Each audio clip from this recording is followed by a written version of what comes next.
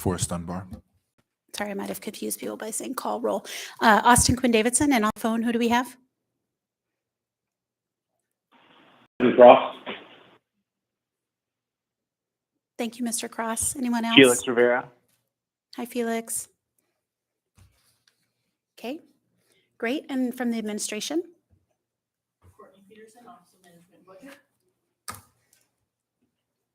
Rochelle Alger, Purchasing Director. And that was Alden Thurn from the Finance Department. I think the mic was off. And we have a bunch of folks in the audience and some members of the clerk and assembly staff as well, including Shelley Roughton, Desiree Camacho, and Claire Ross. And Michael's here too. Okay, we'll go ahead and get started. It looks like the BAC rep is not here yet. So why don't we go ahead and begin with item 3B, if there are no objections from the body. Okay, Rochelle, would it be helpful to have some background on this? I know Desiree sent you some information, but do you want me to kind of set up what we heard, or do you want to go ahead and just speak about this? Go ahead and let me know what you heard and we can. So I'm trying to recall exactly, we received an email saying that all bids for this grant were rejected and that there were no projects funded. And there was some concern about a delay as a result of that. So can you just talk about the alcohol tax funds, where we are with prevention and early ed grants, what the timeline is, and maybe how much we've funded already this year and how much we plan to fund this year? Okay. Thanks. During the review process, we identified several different items within the RFP that were not correct. To the point where we felt it was in the best interest of the community and any potential awardees to cancel the RFP and reissue. We have canceled the RFP, and as a result of that first RFP, no grant money was awarded under that first RFP. It's canceled. It's done. The second one is actually we received all the proposals yesterday. We had a good response, and we will be preparing to get those to the review committee as soon as possible. And as far as how much we've, through the purchasing department, through RFPs, I'm not aware of any money that we've awarded that way. I believe other money has been awarded from alcohol tax dollars, but I'm not aware of how much. I think Mr. Dunbar has a question. Maybe just briefly, I could ask Courtney. In the past, Cheryl provided to us a spreadsheet showing 2021 expenses of alcohol tax dollars and what the assembly had and the mayor, after the budget was adopted, what we had allocated, and then what we actually issued. Would you mind doing that for us and just getting it emailed to us so we can kind of track whether those what's been awarded and what's left? Specifically just for the grant dollars, you want just kind of for the that? alcohol tax. Yep. In general. Yep. Yeah. Okay. That sounds great. Thank you so much. Go ahead, Mr. Dunbar. Oh, and can I note that Mr. Solt is here as well? Thank you, Madam Chair. So two questions. First is, you said there were errors in the RFP. Without getting sort of too specific, can you kind of describe what do you mean exactly? What kind of errors? And then the second question is sort of, when did that first RFP go out? And, assuming we can continue this funding, I think the Assembly approved $2 million of this kind of funding back in, I want to say we finished our veto overrides in December. More than that, because early ed was $2 million alone. Okay, right. So more than that. And so, assuming that we have the same level of funding or something approaching it in 2023, when do you think we can get the RFP on the street? Sort of how deep into the year? Okay, you've asked several questions, so if we could have a little bit of a dialogue so I make sure that I answer all those, that would be great. So I'm going to go based on memory, not necessarily in order of your questions. The first RFP was posted January 5th. Okay. Great. The second RFP was posted July 8th. And that's the one we just received the proposals for yesterday. And I'm going to backtrack just a sec. I'm sorry, over to you, Austin. I do have the numbers of what was potentially going to be allocated to the proposers in the first RFP. Would you like that number? Sure. Okay, so the original award amount was $907,080. And That's for prevention, right? correct. Okay. And that was as of April 6th. And then that changed on May 9th to $1,935,765, which back to you, Mr. Dunbar, that was one of the issues. We had received questions about how much was going to be awarded from some of the proposers, and that was not adequately answered. Then subsequently, after potential award, we received some protest, and then that number changed after the protest. So that was one of the reasons that we felt it necessary to put it back out, so that it was more apparent to potential proposers exactly what was on the table. Some of the other issues was during a meeting, it was identified that some proposers had received money from this particular grant previously, and for lack of a better term, the words double dip was referenced in just a verbal conversation. And so we wanted to make sure that it was very clear in the second RFP that if you had already received funding under this grant, that you weren't eligible to receive it a second time under the RFP situation. So that wording was added to the document.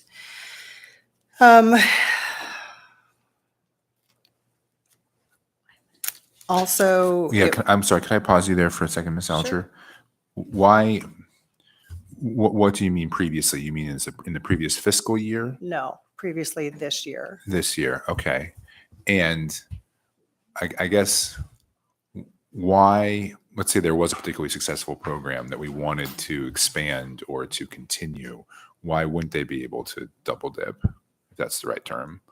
Probably not the right term, but Sure. Get to award. Why wouldn't they be able to, Yeah. why wouldn't they be able Thanks. to, I guess, just receive additional funds from the alcohol tax? it was a decision that purchasing an AHD came to. We just felt that it was in the best interest of the community to make sure that multiple organizations got to have the opportunity to facilitate their programs. Okay. For example, somebody may get 2 opportunities at the pie, and then another agency that was very viable and submitted a great proposal may not get as much, offering a different type of program that was just as viable. But it was all within this same sort of fiscal year, but it was all from Yes, this sir. 2022. Okay. Thank you. Thank you, Madam Chair. I'm going to ask a question if no other members have questions. Mr. Cross, Mr. Rivera, interrupt me if you do. I don't see a text from you, but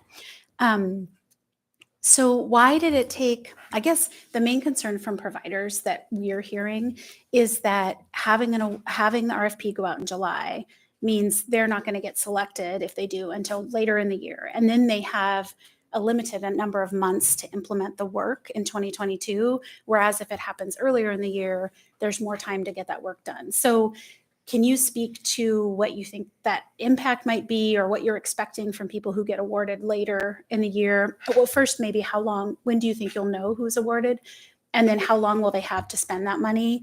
And what are your plans for 2023 to kind of get us in a space that this doesn't happen again? And I think part of the issue is maybe that you used lower numbers in the mayor's proposed budget, and then the funding went up. So why couldn't you just add more funding versus doing a whole new RFP? Sorry, that was a lot of questions. No problem. And I'm sorry, Mr. Dunbar, one of your questions also was, what are we doing to prepare for 2023? Well, since this is our second bite of the apple in 2022, we have a lot of lessons learned. And so we are more thoroughly prepared to get this out on the street much earlier in 2023. Some of the delays are, it was a new grant that we had never written an RFP for. There was some changeover at both the Anchorage Health Department and within purchasing. Both departments had issues with, at one time I had 8 people out with COVID. So there were a number of those issues. And also I think there was some misunderstanding regarding process. So different processes that we have and just standards weren't clearly understood. For example, a review committee needs to be in place prior to the RFP going out the door. We didn't receive that panel until after the closure date of the RFP. So I can't release those documents unless that committee is clearly formed, because those documents go exclusively to that committee so that there's no bias anywhere. So growing pains, I hate to say it, but it's honest. And, you know, we did our best, and we are nearly fully staffed in purchasing with a very happy, healthy department. And I don't anticipate these same types of problems next year. Okay, that's great. Thank you for that. Would you mind speaking to when folks are going to get awards or notified, and how long they'll have to spend those funds, since it's a reduced period that they'll have left of 2022? Certainly. So when they will be awarded is determined upon how quickly the review panel gets their job done. And I'm going to make sure that that's done pretty expeditiously. So I'll be encouraging them to go quickly. Once that happens, I'm not familiar with how quickly money is transferred to organizations. I can hope maybe Courtney can help me with that question, or we can find that answer for you. But I believe they have until December 31st to spend that money. And I don't know, and hopefully Courtney can help with it. I don't know if there's any type of rollover situations with that money. I think we discussed that, but I completely forgot. Okay. Yeah. The alcohol tax functions like the general government funds, where they are not continually, we allocate funding each year. And so in 23, as you guys stated before about the level of funding, so 23 would utilize the new funding. And then any unutilized funds from 22 would go into fund balance. And so there's the potential when we get into first quarter that we could look at what wasn't spent if we wanted to fund those programs at another level with some type of fund balance. But the funding does end on the 31st because of the way that the accounting works in that specific fund. And I guess I just ask that as quickly as you can do it. I mean, to imagine if someone's applying for a program that's for the year and they expect a month or two to take to get the funding. It's February, March when they start. But if they start in August or September, I mean, they might be hiring people to do those programs, and then they have them for 4 months. I mean, it's just not very workable. So thank you for your efforts. I think the most cynical among us would say that it's perhaps intentional so that the alcohol tax monies aren't spent on these programs since the mayor doesn't support them. But what you're telling me is that's not the case, and that it's just growing pains and we're sorting it out.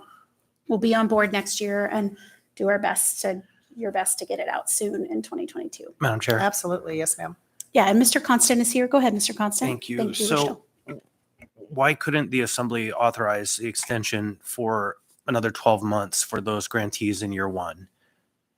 Because it does seem like it's a terrible expectation that we put out a request for awards, all the time gets burnt up in them getting to the awards, they get the money and then can't spend it without creating a dynamic for the organization that might create peril, because people will try to spend fast because they have to spend this money. Why can't the Assembly authorize the extension by 12 months?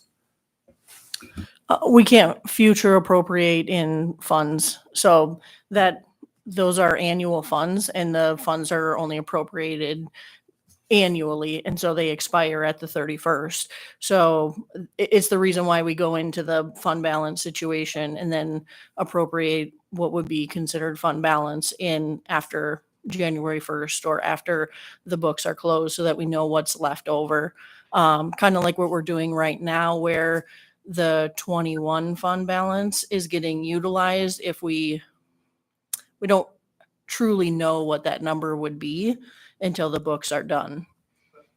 We have construction contracts all the time that are multi-year, and where we spend money and then the contracts continue, they come back for amendments, they come back for new additional 10% because the need has gone higher. So we do have processes established all over the municipality in So- procurement. Yep, in the capital funds, those are multi-year funds. So it is an accounting function. Some funds are annual funds and some are multi-year funds.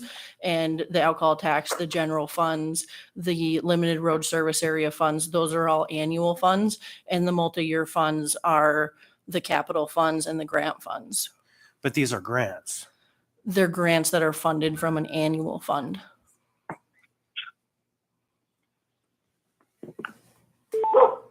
But now that I think about it, we are authorizing the expenditure of these dollars exactly to these grantees.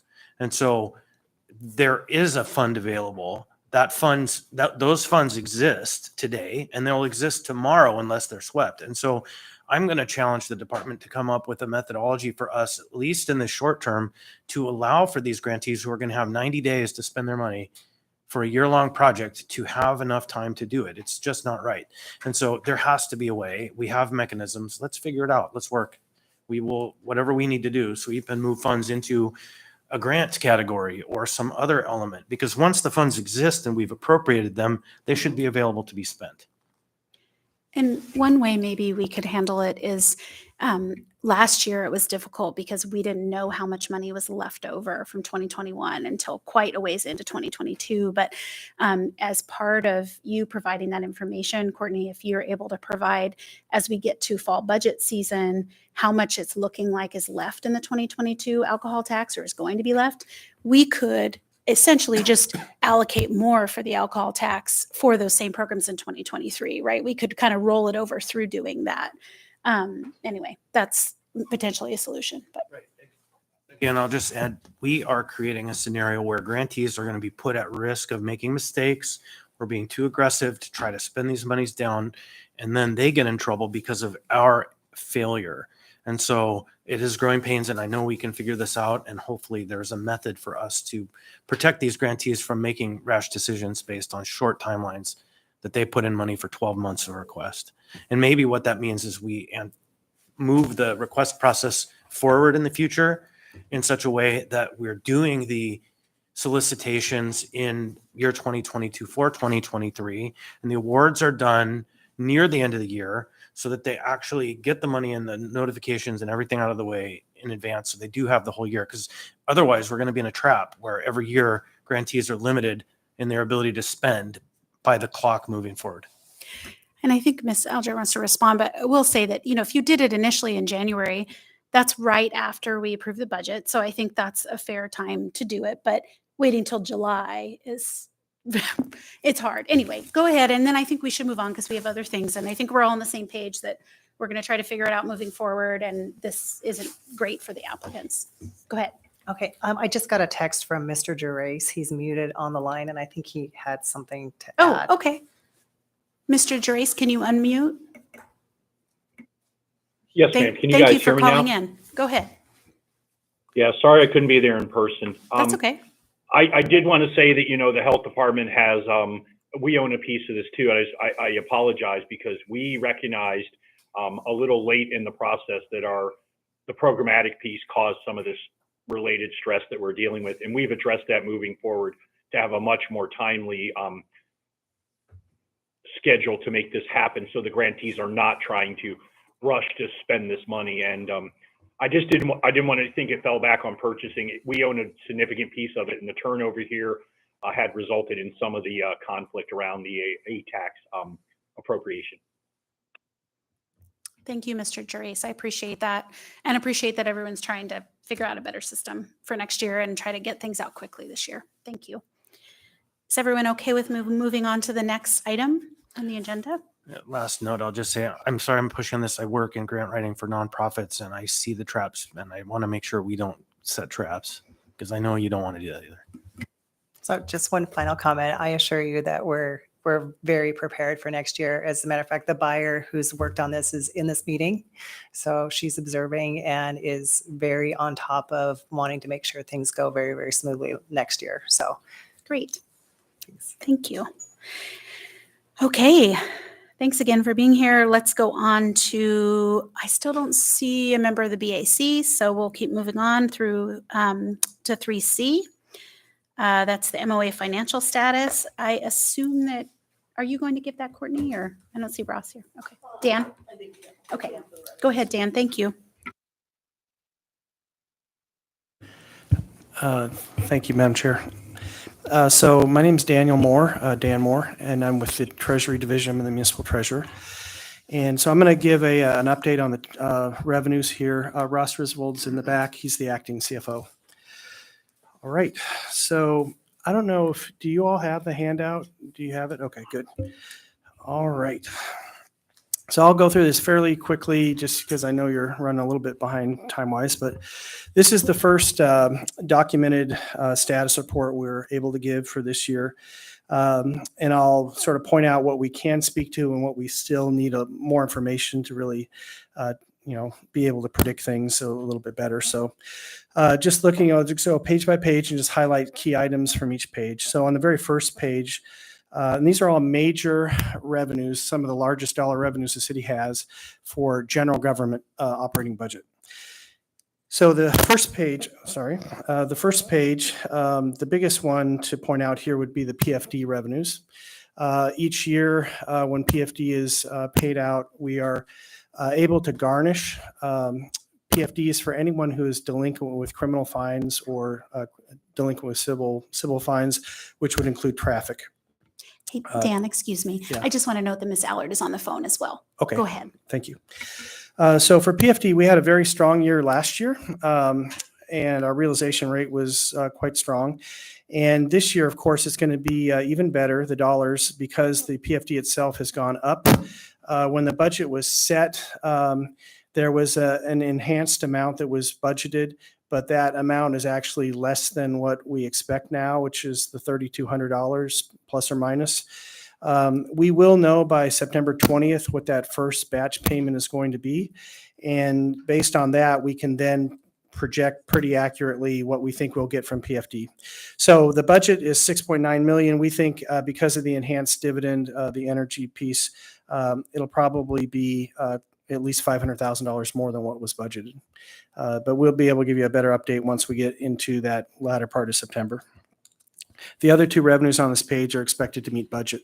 That's the MUSA payment, and that's a payment in lieu of taxes, property taxes from utilities and enterprises, and private PILT, which is Chugach Electric, Aurora Base Housing, those types of sources.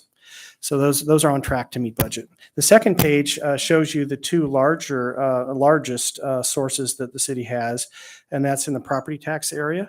We have real property tax, which is land and buildings, and we have personal property tax, which is business assets that are tangible, they're movable, and they're kind of a different character. So for real property, we did send the bills out in late June. The due dates are July 31st and September 30th of this year. Those are just one-time special extended due dates.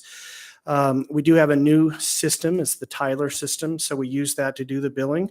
And so right now, our best look at things is that we should be very close to the budget for real property. However, we are currently validating the interface going to SAP, and we're also working on finalizing a report that helps us reconcile where we stand with real property tax. But all indications are that we will be very close to what's budgeted for real property. For personal property, that's a very tough one to predict or budget.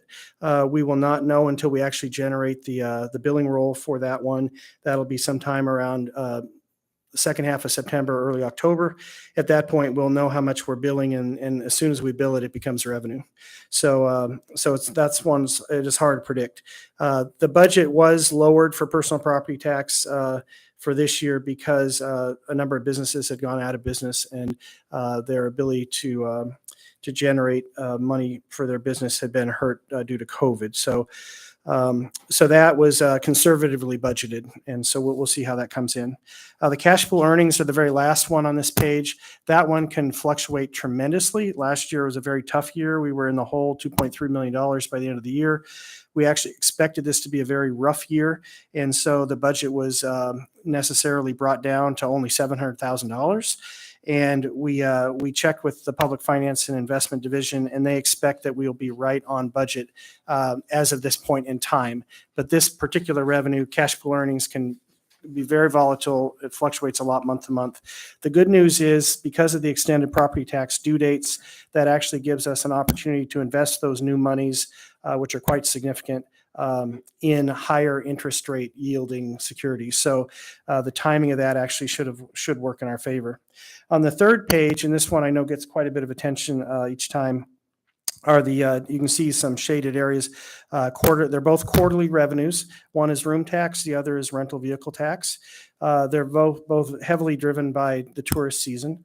What I can say is we only know of first quarter at this point for room tax. And I can tell you that first quarter room tax was up 47%. First quarter is usually a very dead quarter. It's a very consistent quarter. It's the lowest quarter of all. So you'd say, why in the world was first quarter up 47%? It's all due to pricing. The pricing, we took a snapshot in March of all the major hotels. We did another snapshot in July. The pricing just keeps going up. And some of these hotels want to charge as much as $600 a night for a downtown hotel. So my only caution there is it's wonderful news for the budget, but it's not going to last forever. We try to budget according to what we think is going to happen. But you would not, it's just like oil prices for the state. You would not want to base your long-term sustained budget on these kind of prices. So maybe this year, maybe next year, but at some point that's going to really, really cool off. So that's just a big caution there. So for room tax, we will not be able to predict an actual projected positive variance until after we at least receive the second quarter filing. That will be August 10th is when we'll know. So a month from now, I'll be able to give you some better indication of what the magnitude of positive variance is. We did get information returns from the largest hotels for the month of May. And I can tell you that their year over year increase is 19%. So it is coming in very strong. And, it's going to be significant, the positive variance here. But like I said, I really need to at least see the second quarter data before I can quote a number. The rental vehicle tax is a similar story. But in addition to the very positive trends with tourism and with pricing, we also had a significant collection of back taxes that was nearly $2 million. And that will be a positive variance right out of the gate for this year. So that's a known positive. Tobacco tax is likely to be on budget, and I'll speed up the pace a little bit here. The next page, page 4, motor fuel tax. This one's going to be difficult to project. I do need to see how June comes in, and again, that'll be by August 10th. That'll at least give me a strong indication of the tourist season and the amount of gasoline that's being purchased. This particular tax is not a sales tax. It's not based on the price, but obviously the price affects people's choice on how much to drive. So this is an excise tax. It's based on the quantity of fuel that's purchased. It's 10 cents per gallon. Auto registration tax is where people pay Dan, for. Can I interrupt you for a moment? Yes, go right ahead. Mhm. Thank you. Mr. Dunbar has a question. Okay. Yes. Thank you, Madam Chair. On that last one, so I was an economics major, and we have these great models, but sometimes the model doesn't survive contact with the real world. Okay. And there's some indication that fuel is inelastic because they have to get to and from work, et cetera. Do we actually have data that indicates people are driving less, or is it just like what we think is going to happen? We do not have the data. That's just basically a current mindset, but it's, yeah, we don't have that data. We do base it on what the Federal Agency for Energy projects for usage, but that's national, so Alaska could differ a little bit, so. Right, because in a lot of other places, they have alternate means of transport. Correct, they have other options, that's And correct. in Yeah. Anchorage, we built our city around cars, not people. So Right. here we are. Okay. Thank you. All right, auto registration tax is on budget. It's at the same pace it was pre-COVID, so that's a really good sign. Marijuana tax it looks to be appropriately budgeted. That does have some seasonality to it. So even though, like at this point in the year, we'd be at say 42%, we're at 37%. That's totally expected because of the seasonality has not yet shown up. Municipal assistance is a small dollar amount and is expected to be as budgeted. On the 5th page, the top one is APD Counter Fines. Can I These- ask you a question? Oh, go right ahead. Mhm. Is municipal assistance the same thing as the community assistance or whatever it's called from the legislature? Is that what you're referring to? I believe so. Okay. Courtney, do you know? That's the revenue sharing from the Okay. state. Yes. And Okay. didn't we think that was going to be higher this year based on what the legislature did recently? Pete might have additional thoughts on that. I don't know. I think at one point when I checked on this a while back, I was just told it's going to be the same, but I don't know. I don't have Okay. any, I don't know if. Do you know Pete Mr. or- Peterson? He knows. had shared some info with us. Well, thank you, Madam Chair, and I'm trying to remember that number that I wrote down on a sticky note to give you and Mr. Dunbar a couple months ago, but I thought it was like 7.2 million. I thought that same number, which seems incredibly high given what this number here is, but I have that same number in my head. Ms. Ross looks like she has an opinion.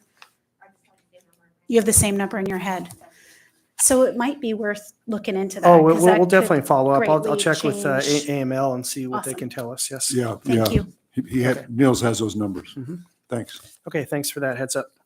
All right, on the 5th page, the top one is APD counter fines. These are the timely paid traffic fines. That looks to be on pace. They use grant funds to do traffic enforcement, and I personally have seen a number of police cars out there doing enforcement. So fortunately, they don't pull me over. Ambulance service fees. This is a pretty significant budgeted item. There's a question mark in terms of whether it'll meet budget. Currently, it's lagging. So that is to be determined.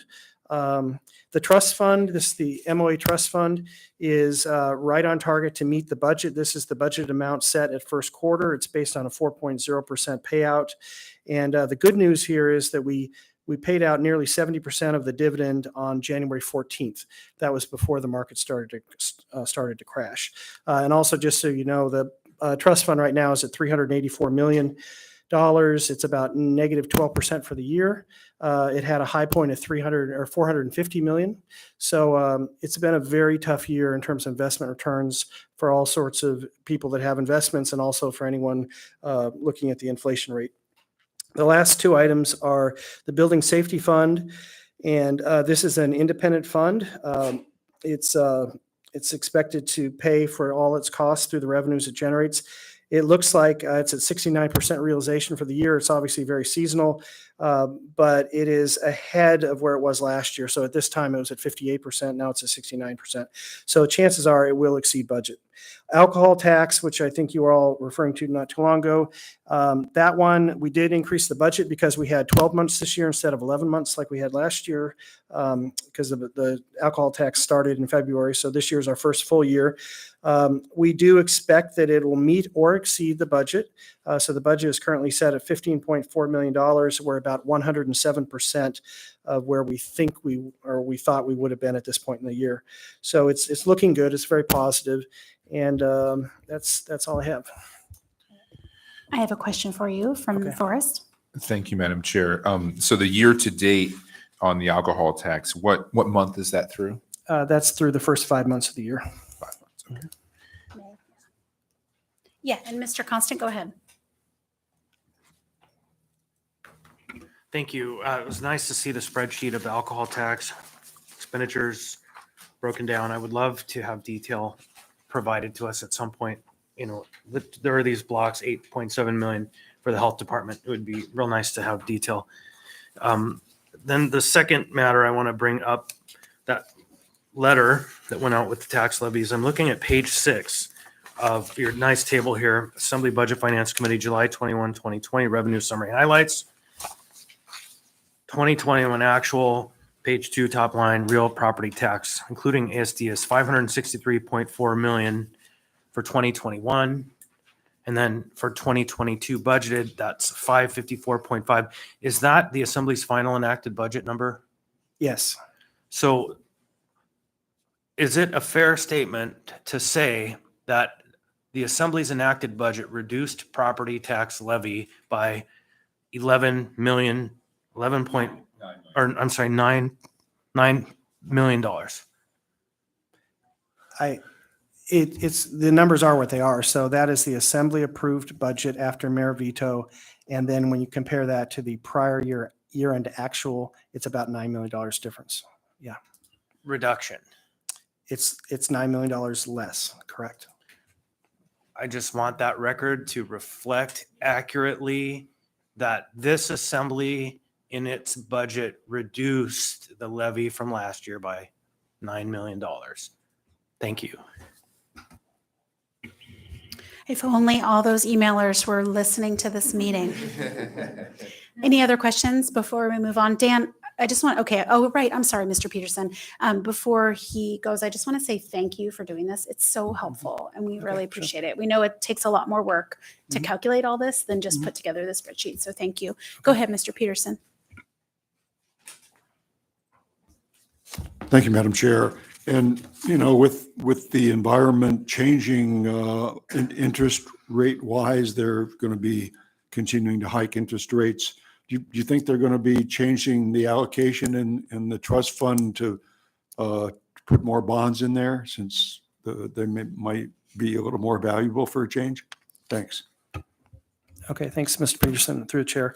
I would say probably not. And the reason is because the trust fund is a really long-term horizon investment. And so we have an investment policy that basically is geared to invest in a particular way that is called the efficient frontier. They have all this statistical analysis that goes behind it. And it basically recommends certain allocations to fixed income and equities that you're best served if you stick with that as a long-term strategy and not try to tilt too heavily one way or the other based on short-term market conditions. So, Thank you. Mr. Constant, okay. Thanks. Can we make this the last point on this one? Because we have Very a brief. couple other things. Okay. So I have from AML the final estimated amount of revenue sharing, $7,259,211, subject to slight change depending on certain variables. So $7.259 million. Poof, you have $6 more million. that's good. Thank you so much. And I'll make sure that's incorporated in the future. Thank you. Thank you. Okay, with that good news, I think we'll move on to 3D. And Alden, I assume you're doing this report? Okay, go ahead. Thank you, Madam Chair. First, I wanted to make the comment that Mr. Dunbar had asked last month that I put a couple additional columns on here to show change over prior months. So that's what's on the right now in those two columns that you had asked for. We did focus this last month pretty heavily on trying to get a few projects in FEMA that were real close to being obligated, as well as trying to work with the state on the 5 projects that we have at their area that are ready to be paid. So one of those projects, which is the 4th line down at FEMA, did get obligated. So the project 139 is now has been obligated for $3.3 million. We'll be working with the state to finalize all of our paperwork, and then ultimately that reimbursement request will come in. It is going to probably take 4 months before we actually see the money in the door, but it is always good to have a project obligated at FEMA. The top 2 projects I had hoped would have been obligated by now. They are very, very close at FEMA, so I'm cautiously optimistic that a month from now, when we do this again, that the project 1 and project 157 will both be obligated as well. So we've, like I said, we really wanted to focus on them. They've been out there for a while. Answered all of FEMA's questions, and we're real close to getting them. And if you add all that, those 3 projects up, you're looking at like $15 million. So real happy to try to get those through. With regards to the 5 projects that we have at the state to be paid, we did get reimbursed for one of them, that $149,000. So that money did come in. We are working with them to get the other 4 projects right below them paid as well. So I'm hopeful that a month from now, some of those additional ones will have reimbursement for that. And then lastly, on the projects that we have submitted to FEMA, we did submit the Henry Schein project. It's a small project, but we did complete all of our work for that and moved it into FEMA's hands, and they're currently reviewing it along with several other projects that are in their court.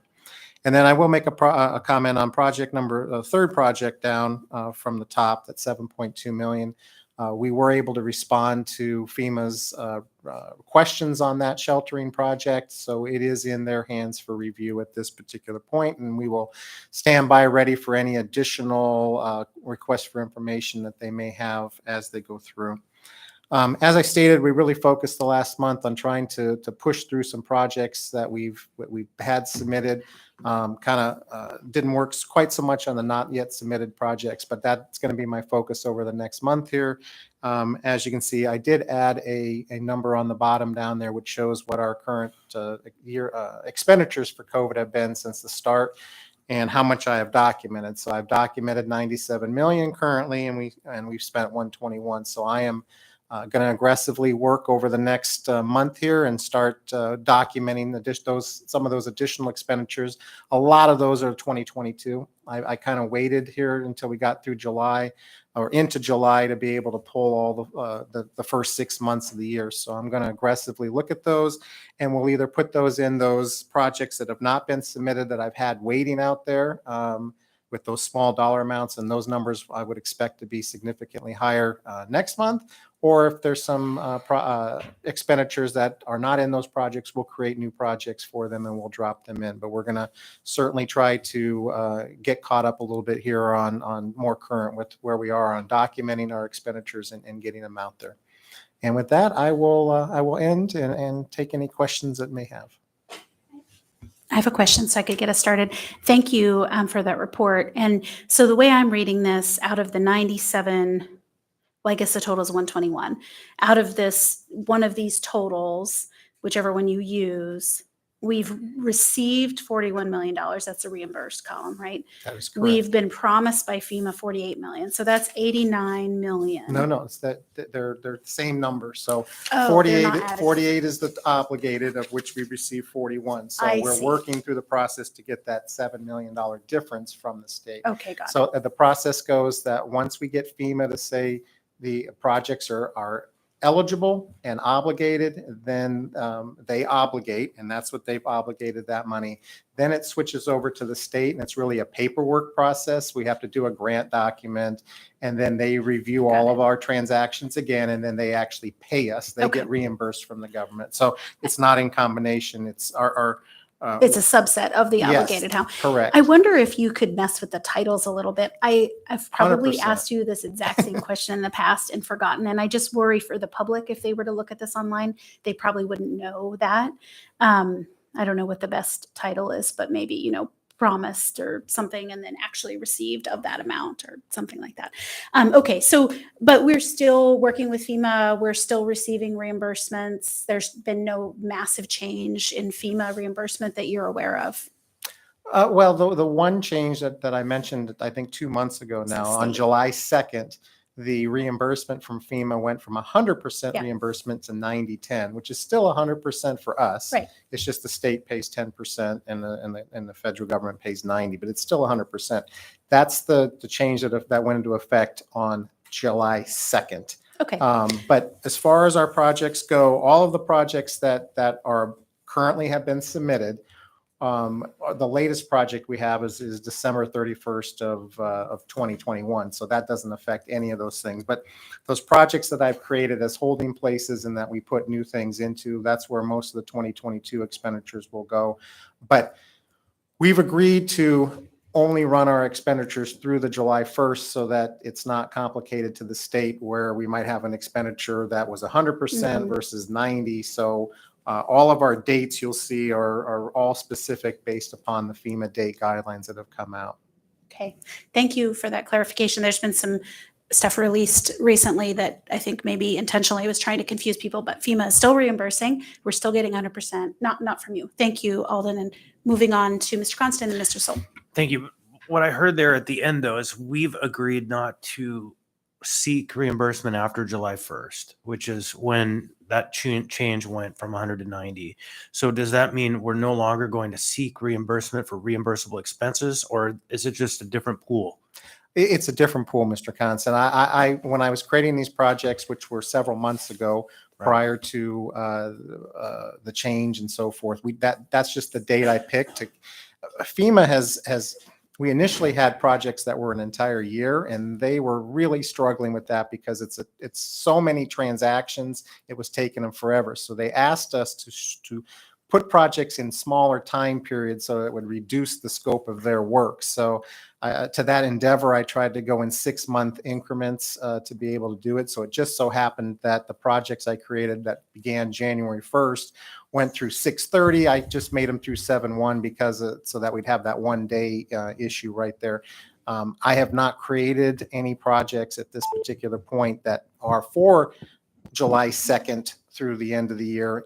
Should that be something that we need to do, we certainly have the capability of doing that. But all the expenditures that I have currently pulled will only be through that July 1st time period. So separately, I understand there's new guidance from FEMA that requires 30-day increments, not 6-month or a year.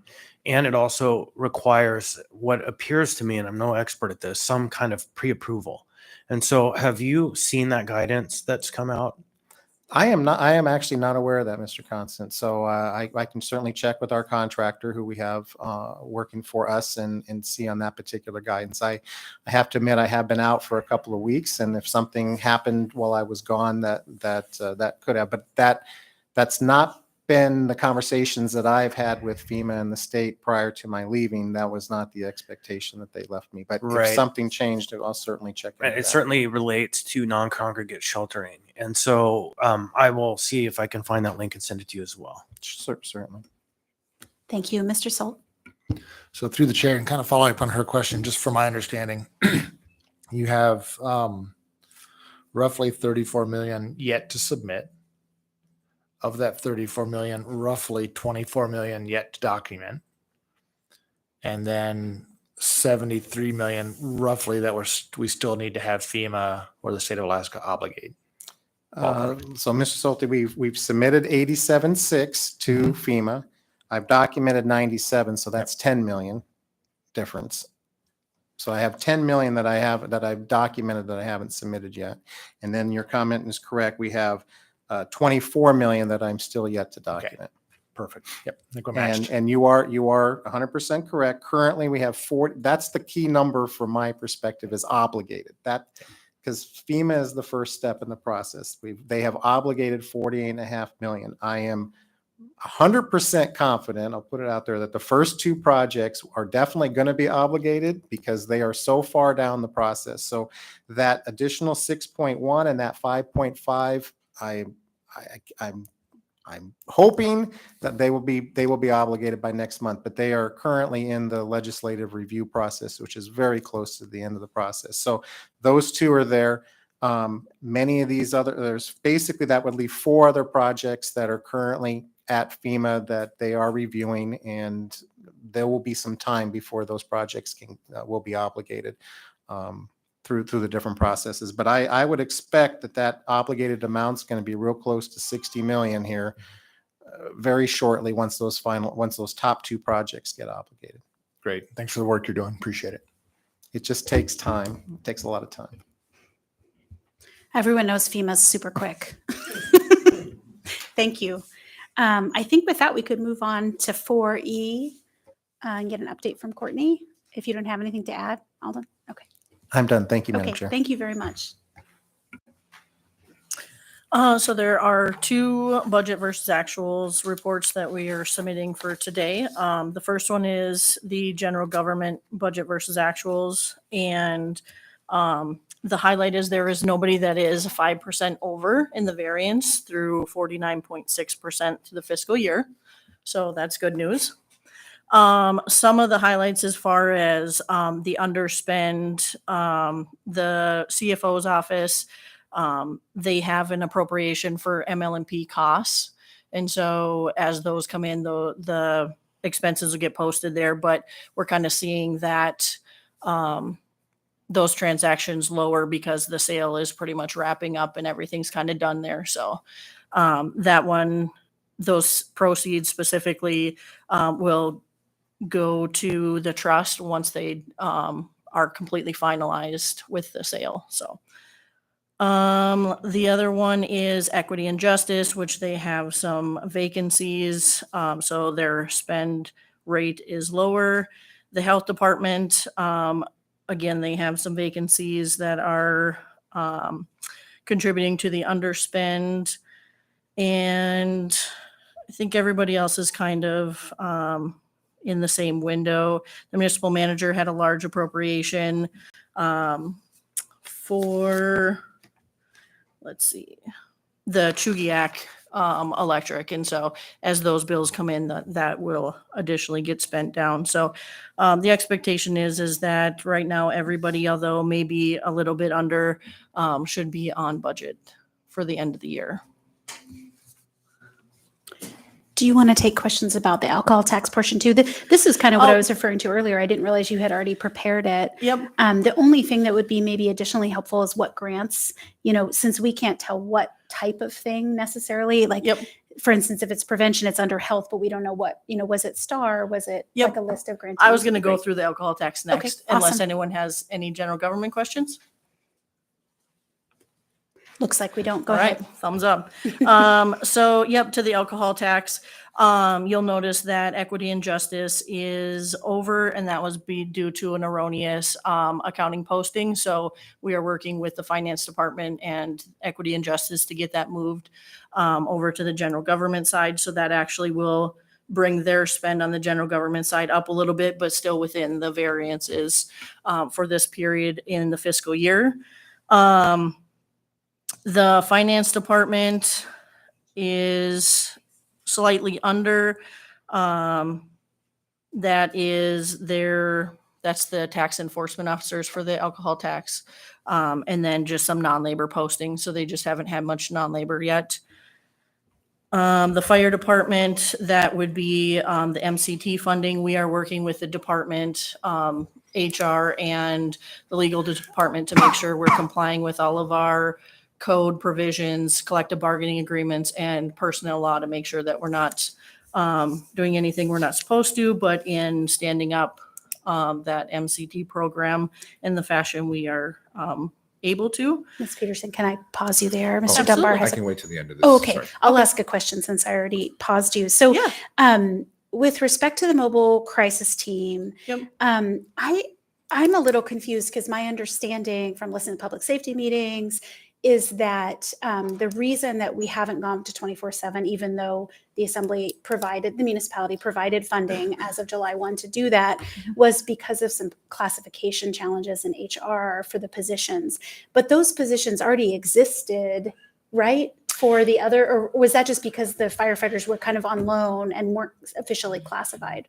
So that's it. So that was not to my understanding, there was not a full team that was set up at that point. They were functioning with the positions that were able to be created. Okay. And so in order to make the full teams, now we had to create and look at the classifications, the different unions. And that's kind of why HR and legal are involved, is to make sure that we're complying with everything. And we don't want to get ourselves into grievances or, personnel law that we're not supposed to be doing. So we are actively working that to.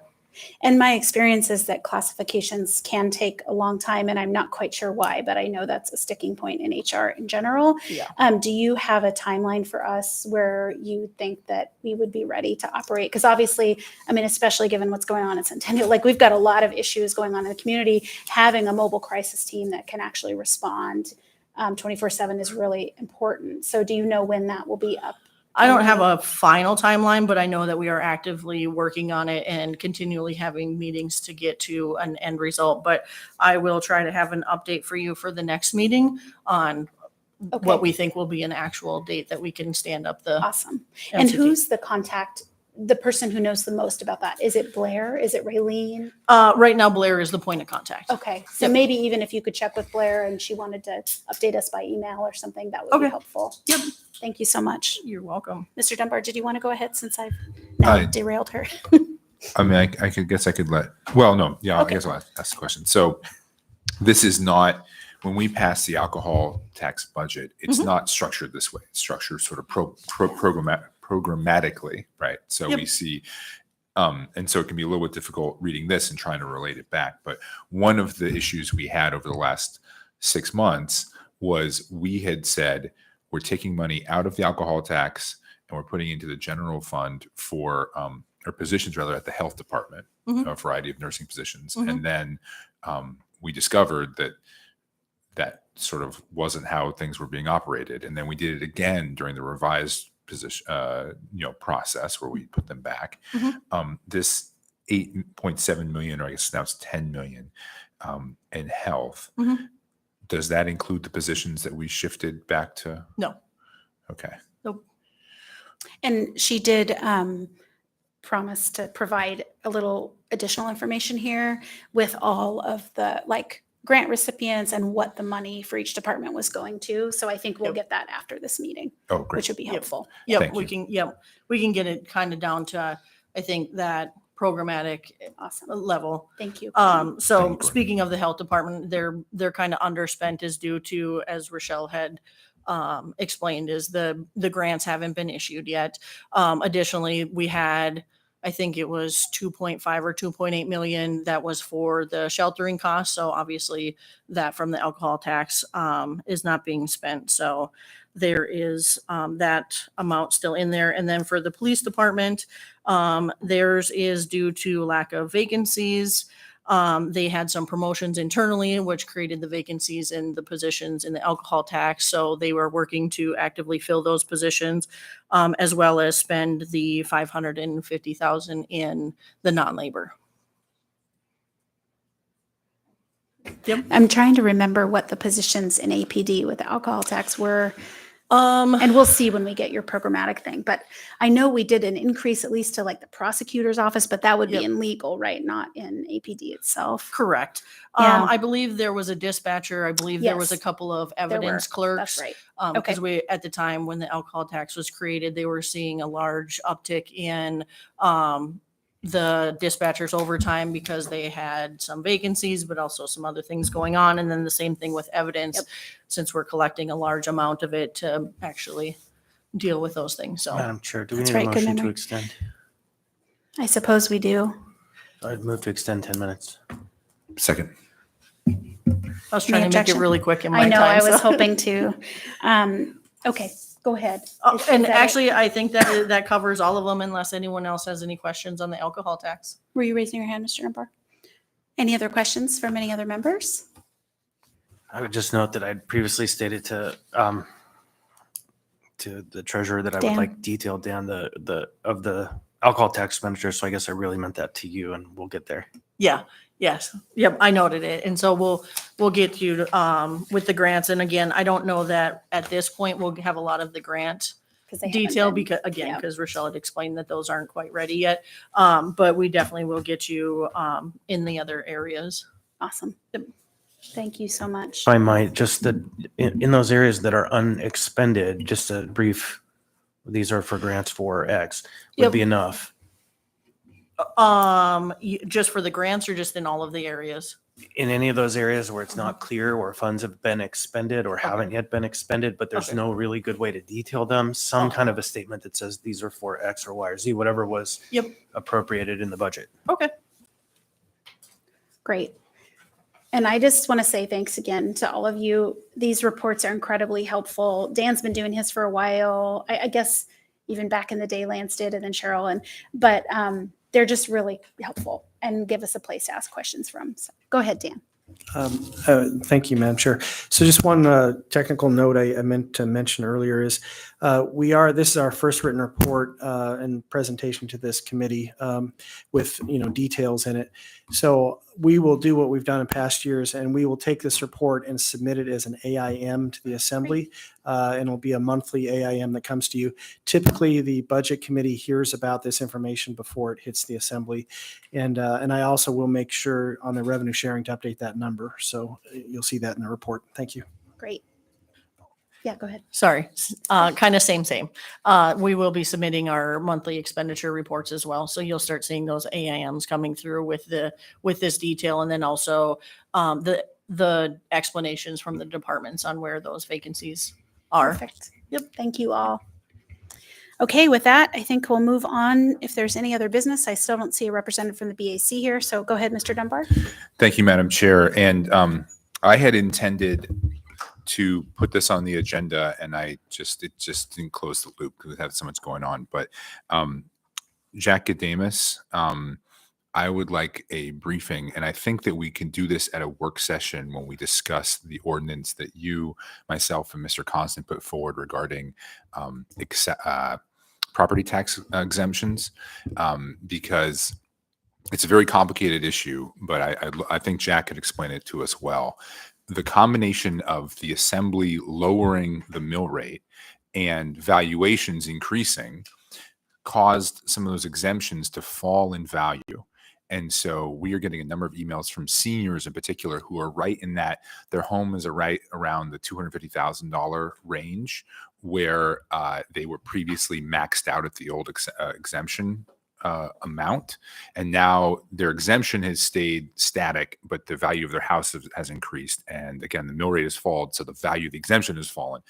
It's a complicated issue, but I want to talk through with Mr. Gadamus about it. I intended to put it on the agenda today and just didn't close the loop. So hopefully for, I guess, Mr. Constant or Miss LaFrance, when she gets back, we can schedule a work session, and we can if Mr. Gadamus is listening to this, we need your expertise, and we also need sort of mathematical calculations about how we restore these seniors, in particular, to where they, at least to where they were in terms of the value of the exemption, whether that's increasing the state just passed a law last week to allow us to go up to $70,000, but also we need to know what percent we can increase to go from what's at 20% now. Should we increase it to 25%? Should we increase it to 30%? How do we do what we can to hold particularly these seniors harmless? So, thank you, Madam Chair.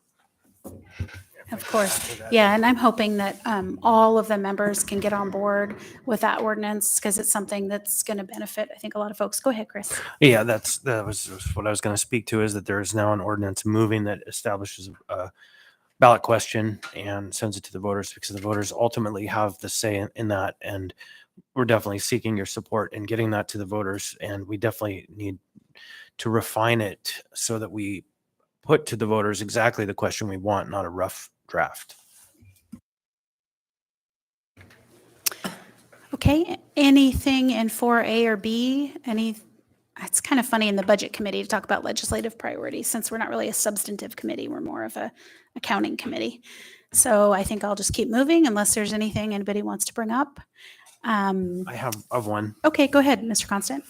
So, and I don't know that this is a project I'm going to work on at this time, but I am investigating it. I had someone reach out to me that inquired about establishing, under the same section that we're talking about exemptions, at least a one property exemption for second properties that are maintained in long-term rental status, as an incentive to avoid conversion to Airbnbs.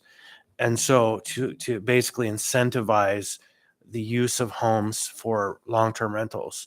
And so I just want to let folks know that I have some folks investigating the legalities, what the structures are, and how that might work. It would be limited. It wouldn't be, if somebody has 100 properties, all 100 properties get that deduction. But anyhow, having a conversation about how to incentivize housing using different tools other than construction. Yeah, I guess my first thought is just being concerned that if we're incentivizing people buying second properties, so then people can't buy single homes. But I think between rentals and Airbnb, that's a good point, that you want to make sure we have rentals. And yeah.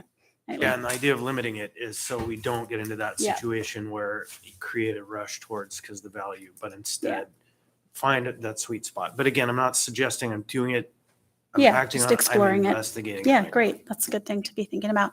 Any other updates from members? Anyone here from the public who would like to speak? Okay. Seeing none, we'll go ahead and adjourn this committee meeting. Thank you so much to the staff for being here.